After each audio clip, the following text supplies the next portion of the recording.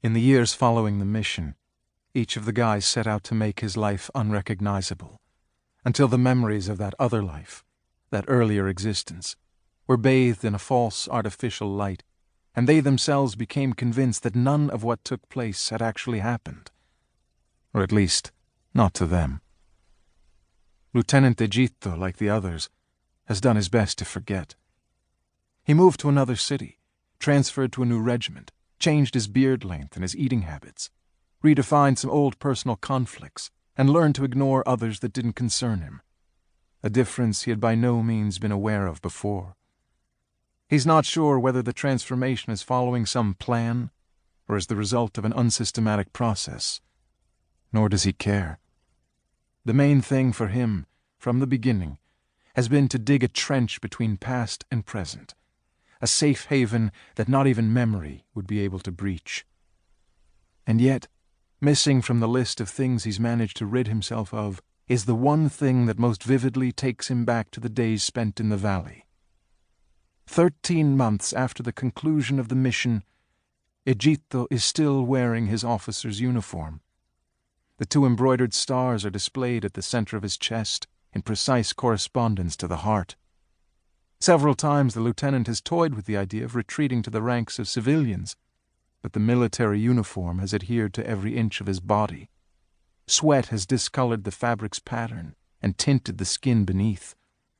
He's sure that if he were to take it off now, the epidermis would peel away as well, and he, who feels uncomfortable even when simply naked, would find himself more exposed than he could stand. Besides, what good would it do? A soldier will never cease being a soldier. At age 31, the lieutenant has given in and accepted the uniform as an unavoidable accident, a chronic disease of fate, conspicuous but not painful. The most significant contradiction of his life has finally been transformed into the sole element of continuity. It's a clear morning in early April. The rounded leather boot tops of the soldiers marching in review gleam with every step. Egitto isn't yet accustomed to the clarity, full of promise, that Belluno sky flaunts on days like this.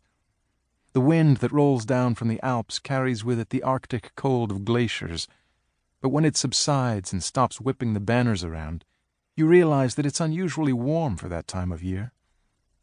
In the barracks there was a big debate about whether or not to wear their scarves, and in the end it was decided not to.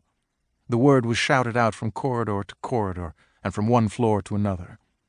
The civilians, however, are undecided about what to do with their jackets, whether to wear them over their shoulders or carry them over their arms. Egitto lifts his hat and runs his fingers through his damp, sweaty hair. Colonel Ballesio, standing to his left, turns to him and says, "That's disgusting, Lieutenant. Dust off your jacket. It's full of those flakes again." Then, as if Egitto weren't capable of doing it himself, the colonel brushes off his back with his hand. "What a mess," he mutters. There's a break. Those, like Egitto and Ballesio, who have a seat in the stands, can sit down. Egitto can finally roll down his socks at the ankles. The itching subsides, but only for a few seconds. "Listen to this," Ballesio starts off. "The other day my little daughter started marching around the living room. 'Look, Daddy,' she said. 'Look at me, I'm a colonel too.' She dressed up in her school smock and a beret. Well, you know what I did?" "No, sir, what?" "I gave her a good spanking. I'm not kidding. Then I yelled at her and said I never wanted to see her mimicking a soldier again, and that no one would enlist her anyway because of her flat feet. She started to cry, the poor thing. I couldn't even explain to her why I got so angry. But I was beside myself, believe me. Tell the truth, Lieutenant. In your opinion, am I a bit burned out?" Egitto has learned to be wary of the colonel's requests to be frank. He replies, "Maybe you were just trying to protect her."